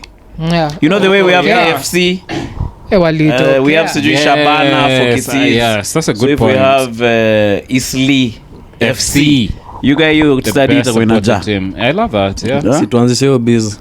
Tuongee na the big boss man. Yeah, bana, why not? Yeah? Why not? Mimi nitakuwa chairman, you guys kama mwafa hapo kwa chuo. Itakuwa tabidi kwa Muislamu. Itakuwa negotiator. Itakuwa nini? Itakuwa itoje accepting all. Mazi. But it was a polite game. But I think it will talk before the violence. I think it's always wiser to leave a tad earlier before the game ends. Because after that for now it hits the fan. Any event a tad earlier. Cause you got polite. Finya your D. So for any event, I think, especially of that magnitude, if you leave early, first of all, you won't get the crowds when you're chumoking. And then utapata the gangsters off guard. But other than that, it was fun. Like it was for the fun. day out. But it was the first time we've ever hung. Without a camera and and it was nice, like the pitch, maze, the sprinklers, the atmosphere. like you feel like sprinklers. Zilikubamba. mi sikuwa ni mwezi Ama you like the quality of the pitch? Yes, the quality of the pitch. hata mi sijaiona vile Going to the dugouts and the bench and everything. We should be doing these things as Wait, podcast. so AFCON inakam Kenya pia? It's in 2026 or 2027? Yeah, I think 20? God damn. But it's coming into Kenya. Kuna msi aliwahi comment hapa ati historia ya futa Boli tuchenga. But tunajaribu. No, we were proud AFCON? to say what we don't World know. Cup ndio tulichujwa najua. But AFCON, if we are one of the hosts, we'll be in. I think so, yeah. But now we already were we the ones who were comongod by Gambia juzi? Was it Gambia? Was it? Si Gambia ilikunyorosha juzi 3-0. Yes, but I loved like nilipata wase wakiwatch tao hapo hivyo Kencom. Oh, ilikuwa kwa hiyo big screen. Hiyo screen wase wameka kwa barabara. How so onekanga ma ads zikistream hapo chini as they're streaming the game? I don't think so. I think it's just a game. They should take advantage and Sindio? Tuweke hapo kisiangani pod. Bana you guy. Umepata hiyo nini? Fixtures. Morocco was named as the new host of the September in 2023 AFCON. Usijali nitaedit I think ni Morocco ama? I think wanaandika 2025 lakini because there's a year that was postponed. So 2025 itakuwa saa next year. CAF African Cup of Nations 2025. I think we're hosting. Nasema Morocco. Yeah. Oh, actually yeah, Morocco. I think ni Morocco ndo ina host. Kwani wewe wachujwa duga? Why are we building freaking Talanta Stadium? For the future. See, the idea was we're hosting one game. Ama that was the yenye imeisha. Hiyo sio CAF. Shit. There was something about AFCON. Not sure tutapiga research. What else is cutting apart from this guy getting phone calls? When nani anakuwa? Mado. So, what else is happening? Kuna history ya nani Macron mazee akipigia Trump simu hapo in America. But you know, did you see that story? Yeah, what was he calling him for? He was trying to cross the road to go to the French embassy. But now they'd fungered the roads because the Trump was pitting. Yeah. So he was trying to call Trump to tell him, "Hey, bana, so ambia wase waache nipite." But I don't think Trump has even the power to say mtu apite. Yeah. I think there are protocols. I think security is beyond him. How do you coordinate? Once he's cleared, that's when he'll pass and then. Yeah, but that Karao mazee alikuwa na sweat. Can you imagine you're just a normal cop and then now you have to tell a president of a whole European nation, no, you can't cross. But I find those presidents to be a bit humbler. Can you imagine Farouk anafanya nini ukikataa president apite? Yeah. You guys can be transferred to Mandera. You guys. I think they'll take you mazee to the professionals of sodomy, you guys, Tanzania. Did you see Ruto tembea huko Inunga mazi huko New York? So piga tu malapu huko hivyo. Si ndio huko hakuna mse anajali really. But you guys, if you're the president and you're walking in a nice place and you have the powers, why not say I want my country to look like this? Like it's supposed to be obvious, you guys. But charity begins at home. That's what I'm saying. State house where. Okay, it's nice huko ndani you guys. Sasa but even in Tao, he should walk in Tao hapo Kenyatta. Umeona akitembea Tao. Ndio nasema like ideally speaking, you should use your head and say nafikiria tumbo yake. What's wrong with this? Because these guys go to all man of countries, Dubai, Europe, then they just come back and this place that's why they want to live there. And that's why they're buying pillaging. Have you seen that venye MP wananua makeja Dubai and Damn. You guys, your story ya Hamakop hukumaliza. She was talking about that. Hamakop? Alikuwa anasema hiyo story ya, first of all, Hamakop is a bird. A type of bird that is found in South Africa, South Africa, and I think Madagascar. So a Hamakop builds a big house the size of a Pro Box, as this guy was saying.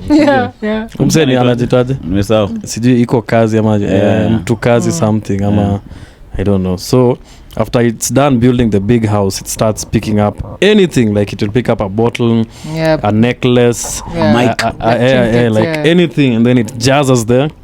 And then once the nest is jazzed, it gets bored and then goes build another nest. So it's a primitive way of accumulating things. Is that the irony? We're supposed to learn from that thing? Yeah, so from the hammercop now it's the politicians. Like you just accumulate things you will never use. Like what the heck are you going to do with that you digs don't and even doops? need. Yeah. It's because you can. Like you so your drop daughter it. peleka. And then first of all, even maintaining that digs. You know that digs have taxes, I think.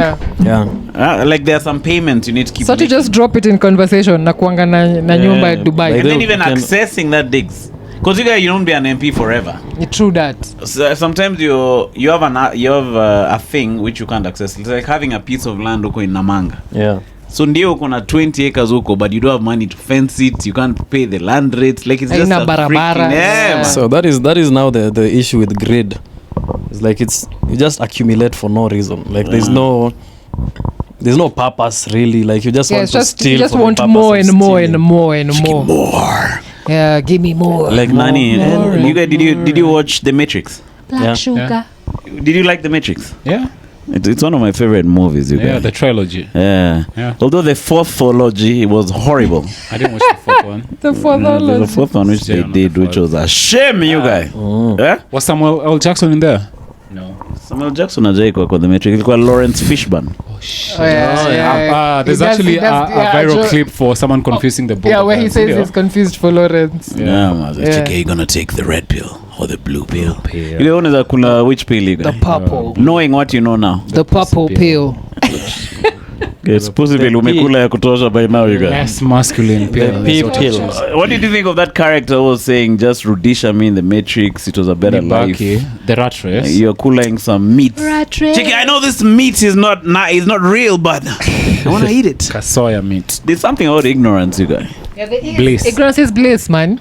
Yeah. Which I'd say sometimes when you do get to work, I think you're more now awake to the cruelty of life. It's a burden. It's a burden. It becomes a burden. Which again, me I say you'd rather have it than not. Me I think. What's the is it Danny Kruger effect? Dan Kruger effect. Dan Kruger. I don't know what that is. Is it the but I've forgotten how to describe it. It's like the more you know you don't know. Unajua? Dan Kruger effect is not like you think you know. But you don't know. Yeah, it's something of the sort, yeah. Because I used to work with another chick who had that Dan Kruger effect, you guys. She never used to know, but she thinks she knows. Actually used to talk like she knows, you guys. There's a lot of that happening in society. Yeah, a lot. Man. So I think those niggas, you guys, should see what's happening in New York. And that, because New York is not like the cleanest, bestest place. It's ratty. But there's some, there's some organization to the madness. Then you just come with it over here and start with River Road. Although, to be honest, at least they've worked pavements. So it's a step in the right direction. The Dunning-Kruger effect is a cognitive bias where people with low competence in a particular area overestimate their ability, believing they are more skilled than they are. Yeah. Conversely, people with high competence in that area often underestimate their own skills. Recognizing how much more there is to learn. So, the more you learn, the more you realize there is more to be. Dunning. But I think you can grow into that thing. You can? You can grow into that Dunning-Kruger effect. Like when you're getting some level of success. Yeah. So you think that you know. Mm-hmm. You get what I'm saying? Yeah. That is why I don't like when celebrities are telling you who to vote for. Exactly. See, Dave Chappelle had that. What does Ja Rule have to say? Like when there's a disaster and you're like... Yeah, man. You don't need to hear from celebrities, man. Yeah, man. The chick is shut the fuck up. So, okay, what's cutting this week? Robbie Collins is back in the country, man. Shit. I should try and get him on this podcast, man. Definitely, man. He's really... So he's doing Thursday night? He's doing a trilogy. Wale Chem. Thursday for Wednesday. He's doing Thursday, Friday, Saturday. Thursday. Umesema nini? Friday ama Thursday, Friday and Saturday. Yeah. Does it look like it's getting sold out, you guys? Yeah, and according to the up there is wanasema every day is selling the same. More and more. So this guy is just traveling because he was in Durban. He was in some country in to Europe, US, ameperform New York, ameperform Dubai. So umeona posta yake hizo as seen on Netflix anaongezanga kuna Amazon seen on Showmax. Showmax pia ina pull but ushaisikiza set umse like for real. Nishasikiza umse ni mkali yani You think he'll chop the same bits? Most likely. I don't know. For sure, maybe a mix and match. Yeah, probably. But now, if he's chopping, theoretically speaking, this is not what's going to be happening for sure. But maybe he'll get 100K on Thursday, 100K on Friday, theoretically speaking. And another. Even let's say 75, let's say 50 Ngwizis. $120. That's $120, which is how much in dollars? 1,500? Yeah. $1,000. Oh, 1,000. Yeah. Say, yeah. Not bad everything, his flight, accommodation, food, entertainment paid for. Oh, it was paid for by the laugh bar? Yeah. Oh, okay. Yeah. So maybe it's just a split. Yeah. You split with the bar, eh? That's polite. I think that's how we should be doing it. I think so too. So as we had talked about these guys come here, and then us guys, we go to Cape Town, we go to Durban, we go to Joburg. You do a circuit, then you come back here. If there's a dope comedy club in UG, you pass through there. So you can live off comedy, bro. There's a new room in Uganda. Laughing Marabusto. Yeah. Shout out UG. Asi pia wana Hilary Okello and all that crew. Don Andre. Thank and those guys have worked hard. You know those guys used to be the underdogs. Yeah. Because those guys used to study them. Yes. But now kina Salvador, you guys were really shikilieng. Now na Salvador amewajoin squeeze you guys. Yeah, they've worked really hard to pia build. Omara, Daniel. But Omara was part of the old guard. Oh, jeez, yeah. No, he was part of the new guys, to be honest. In terms of stand-up. I think he's in the middle. Yeah, maybe you'd say he's in the middle. Yeah, because he's written some TV shows for DSTV. The Dome, how am I going to Hostel. The Hostel. But that guy can talika really now, you guys. Also, when we went there, Ali to host in his place, in his crib. He's on a hill. That's dope. How did you guys pay? By jokes. Not CEOs. Omara, I know I can't. Do you know in Uganda it's illegal, so you can't do that. Oh, yeah? You'd have to. Don't be akam Kenya. Akona IOU. You guys, tell you what I plan. We fika Uganda tupige hizi mapod na comedian uko hivyo. Yeah. We do a tour and then now we go to SA. Tunapiga pod na ma SA comics. Hivyo wanatujua, yeah. Okay, we'll spread our Nzige audience, you guys, beyond the 254, brah. You're telling I'm down, Piga hiyo hesabu. Yeah. Okay, we go to TZ. Yeah. TZ kuna comedian gani? Msosa na nani? Msosa is not very happy with the other comedians. What's the other? Hamis. Yeah.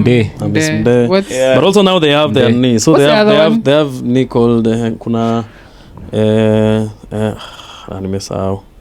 Ahmed ama. I think I talk Ahmed. Dule mwingine. There is now Ali, there's a Sadiq Ali. Yeah, Sadiq Ali. Their biggest knee is called Diocretius. Diocretius. So now there's Punchline. Oh yeah. And then now there's these guys in Arusha. So Comedy 255. Yeah. And then now there is now Cheka Show. Cheka Show is like their Churchill. So now that is the biggest tuko. Cheka Show, eh? Yeah. Okay, tutaenda maze. Lakini hiyo kuingia Punchline kwanza lazima pledge allegiance. To pledge allegiance. Check it, Jonte. I pledge allegiance to you. Allow me, Jonte, to go to Punchline Tanzania. We have come here with a humble offering of Amkundu. I deny you. Check it. Fuck you then. But have you come for the workshop? Please entice Jonte. You have to be lazima muite supreme leader. You guys, Jonte is controlling the freaking TZ pipeline. Story ya pipeline, you guys. You know the day guy texted that Evans Bukuku guy, I'm like, yo man, me I wanna come to a spot at your joint. Then he told me something about working with kina Jonte. So I can just go and then I chap some of these subpar shows hapo kando, you guys. Checking me.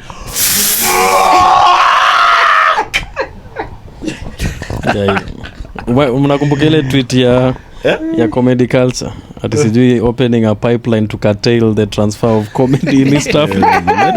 That thing is such a disservice. And then we look so stupid when you go to South Africa and they start telling you about our beefs over here.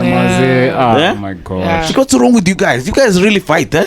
You know, someone had an idea of calling Comedy Baraza for everyone from Jontes to Churchill everybody. To stand-up is invited. And then you air out your issues.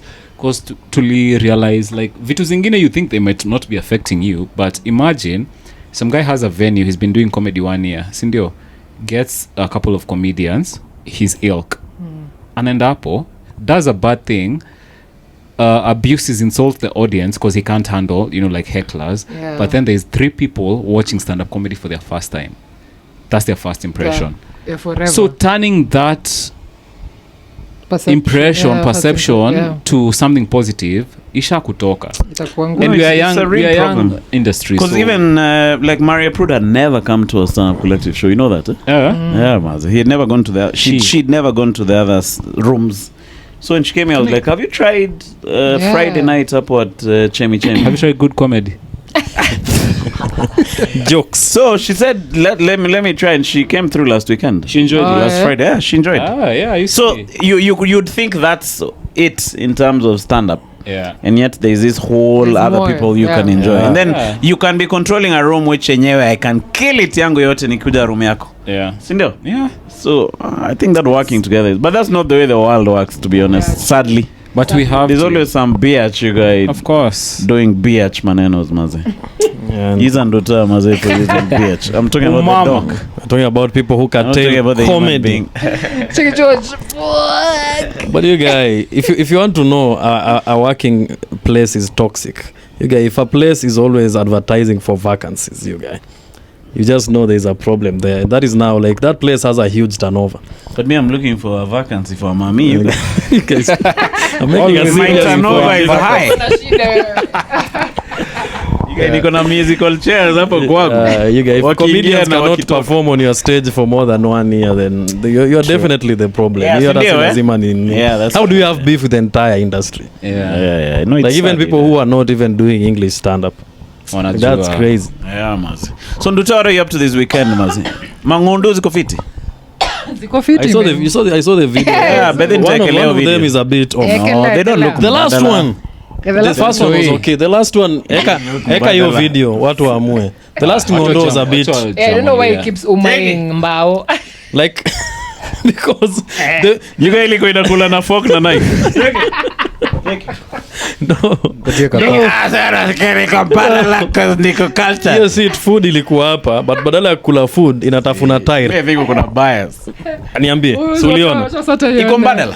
No, it's umaying. It was umaying like the side of the where he drinks water from. Hata to put stuff Haya, together, I guess. post alafu wasewa niambie. The last one uniambie ka iko sawa. Yeah, bana. Ndio ngondo zetu, man. Leg of lamb, mazi. Kauja watch nini? Black sheep. Black Sheep and watch Black Sheep. That was a very nice pod. Yeah, it was polite. I think because George wasn't there, bro. Maze we've been killing it. 2/3 squeezy maze 4.5k In an hour. yeah. Amwezi perform bila counter offer. Najua unahitaji counter offer wadau. Ipo nimeshikilia na counter offer you guys. Yeah. But cheers, guys. Hey, by the way, my members we have like 41 members. Yeah. Yeesh, dope, that's man. dope. Wait, what happened to your idea yetu, you guys? Nilikuwa naangalia green screen leo with sadness. See, we try next week, but we see Yeah, what we can sure. do. Maze, we have to do something. Yeah, me bro. I'm game for Kesho mnafanya green nini? screen. See, We no, need Saturday. What you need. Saturday siku hapa napiga pod na Robbie Collins. Then after Yeah, that. after we can do something. Si show yake iko jioni. Yeah. Si show yake iko jioni. So tunaenda chemi at 3. Hata uko chemichemi you can record some things. Sindio? Or Masquite. Yeah. So you have the green screen. So you're just supposed to record We need it something. to record uko chemi. We can record however. We can do Exactly. something. Yeah, We it can do depends something. on, yeah. We can do something on Saturday. Aya, Badala ya so kukaa tu. let's try and do something, you guys. Mazee, Yeah. And you, what are you doing the weekend? Okay. Oh, mimi. Nduta umemaliza? Yeah, mi niko area tuka bacteria. I'm just Ndio umedish lunch leo. and medish Umedish nini? chipo. Ngondo. Naanda mazee unaiona. Na sausage. Achana na hizo machipo. Mazee. Kula ugali. Piga hii pod nyama kama na double mboga. cam. Cheki tutacheki. Umeitafuna mazejo. So what are you up to weekend? No, just mtani. I'm procrastinating like seriously. So I need to work on that. On what? Manzeko vitu nafani kwa nimetengenezea wasee za usanii. Ma-art. Yeah, Oh. but I have just been Haujapata your inspiration. been feeling meh. But otherwise ndaeka my best foot forward. Oh, okay. She's my No, but cheers for Right. coming through today, man. Yeah, cheers, How man. about you, bro? Mimi 1st November nitakuwa nikiopen for a man like Bashir. You get your next date the 1st November.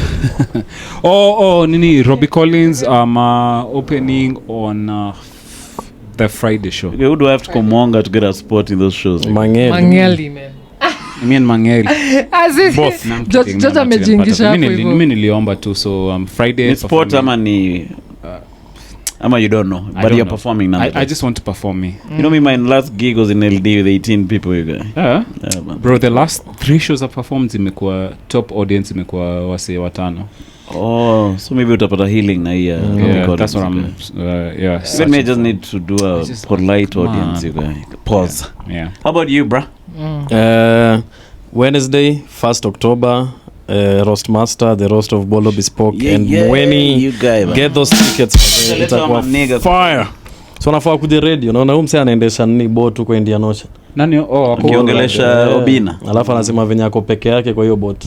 Mzaa comment ati kwani ni sungura ina record hiyo video. So he's there mazee cloud chasing. Akirudi where did you guys get this nigga? Yenyewe kusema ukweli. You guys, where the fuck did he come from, you guys? These celebs are just emerging, wanachipuka. So yeah, I'll be the roast master. George is gonna be on the panel. Shout out man. Tokeni maze, the roast is always fire. Second ama 1st October. See you paying matiko to some ziggers. I did that last time. Yeah. Sawa, yeah. If you need a ticket for the roast, ambie Emmanuel, I think. Hapana. Sasa utaniambia aje? Si wakutext. Si wakufikie DM. Kwa DM yako.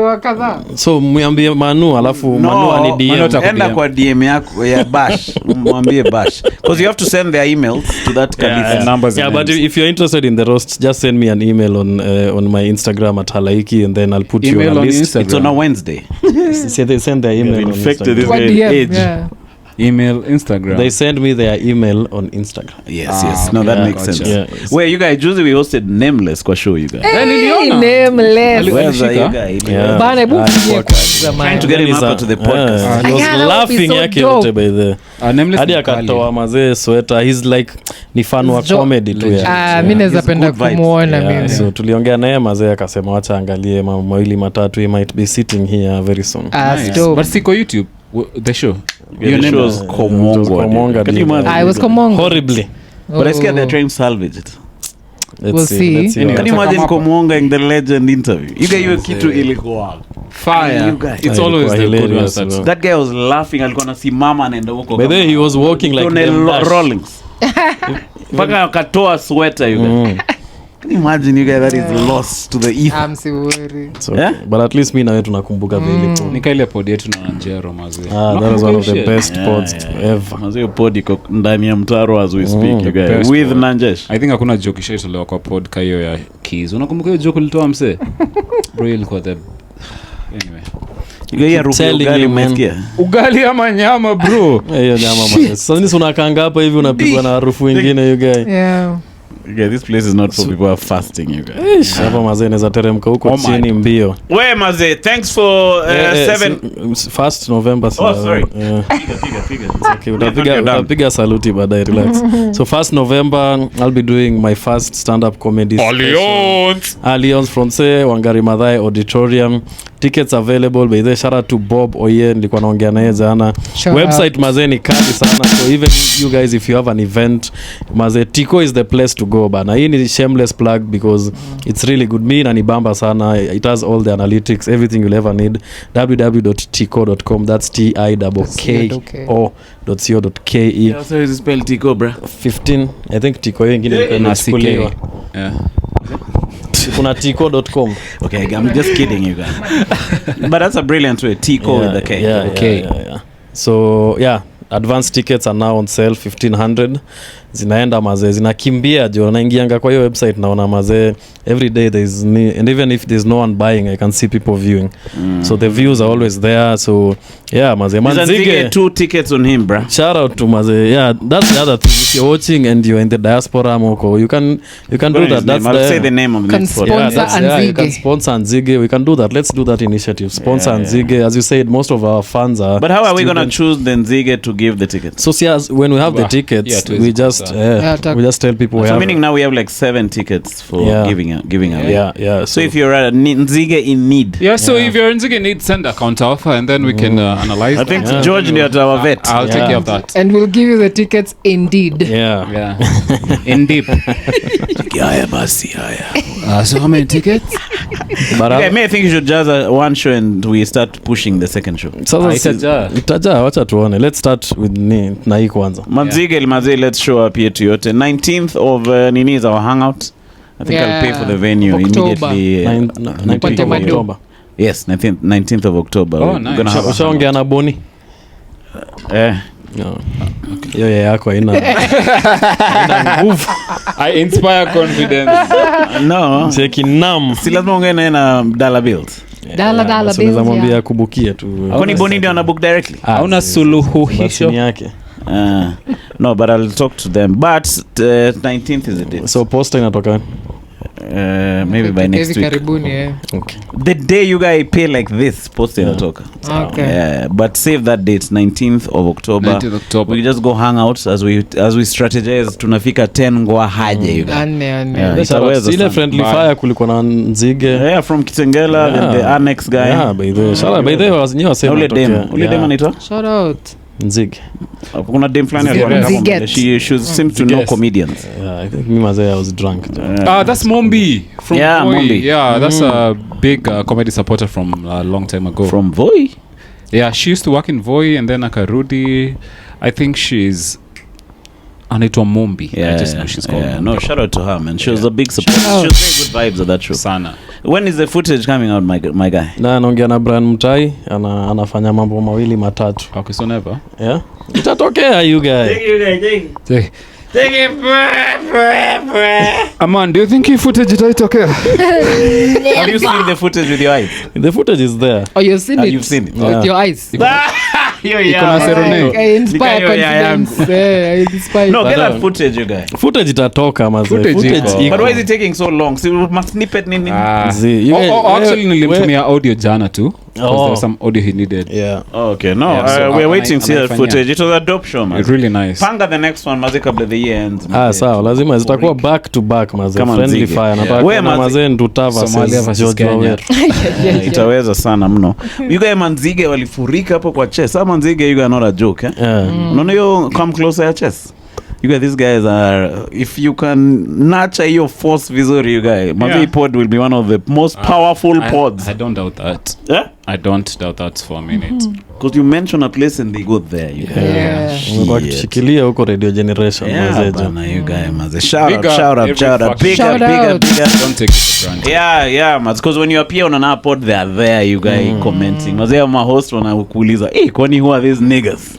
Cheki, who are Nziges? Yeah, I think even Sajid was asking, what is Nzige? Yeah, he was asking what's Nzige. So come you guys don't go for those pods? You guys? Me, I was putting them off because I want to do a media tour to promote this. I want to go when I'm selling something, honestly. What do you think of that theory? What do you think of that theory of going when you're selling something? I think it's double-edged. Mm-hmm. It's nice because it's purposeful, but also it has its demerits in regard to you have not sold your face. You know the way someone only appears when they're selling something? No. I think there's a strategic way to do it where you go and show your personality, and then at the end you say, I'm not going there at just. I'm not. You don't start. No, and how about selling your face and personality before, and then now on subsequent ones, sasa appear kuuza sura? Yeah, I think you can do it in the same one. Yeah, it depends. Okay, mimi nimekuwa iko nini a couple of times. Wase wengine like every other time with Eric, Sajid. These are people I've met recently. So hata siwezi like I can't do 2 episodes in a span of 2 months. So I was thinking if I'm gonna go there, it's wiser. Yeah, definitely purposeful. I'll be going, no problem. Hata Nduta unafaa kwenda iko nini mazi? Iko nene. Mimi kiitwa ndaitikia, but I'd prefer to go places where our vibes align. Oh, you're specific in regard to where to go. So when nini mic check? Uko unaweza ready as long as nimepiga Gilbase. I think nakuwa tu sawa. I think so. Mic check. Which other pod? Eric's pod is sandwich. Sandwich pain as a sandwich. Keep the shake up. Yeah, shake come.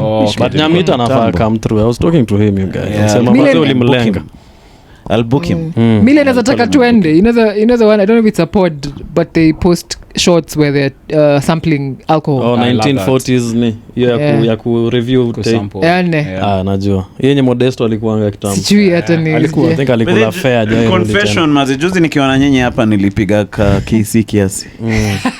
I was mixing it with my freaking jabberjaws. I'm the one who bought it for you, Mazi. I feel bad, sorry. No, but see, I'm the one who kubali. But even before that, ulikuwa umekunywa wine. Ile day. No, wine you guys ni kitu ya kuongelea. Take it guys. So guys, I've quit alcohol. I only drink beer. Unaongelea makali. Yeah, mimi mtu kama makali. No, but see uko sawa sasa. Ulifilaje? Ulifeel kama una slip back kama ulidinya plus unajua kuwa mlevi ati ni tulizule madhewa nini? Pakite. Ndio baba, cheki sasa sitatembea ever again in my life. But hiyo time pia ilikuwa we are drinking for parking lots, sijui tumekunywa casing gas. I think nowadays you're tired and then you have to drive all the way to kitchen. Yeah. I think ilikuwa hata kuchoka. I don't think no. Yeah, that was not wise. But you're a better man now. You guys, Maze, aren't we all? See you guys. Maze, tumepiga pod for long. See you guys on the next one. Cheers to everyone who's supporting this podcast. Onward to 8 Ngwa. See you guys on the next one. Bye. Bye. Yeah.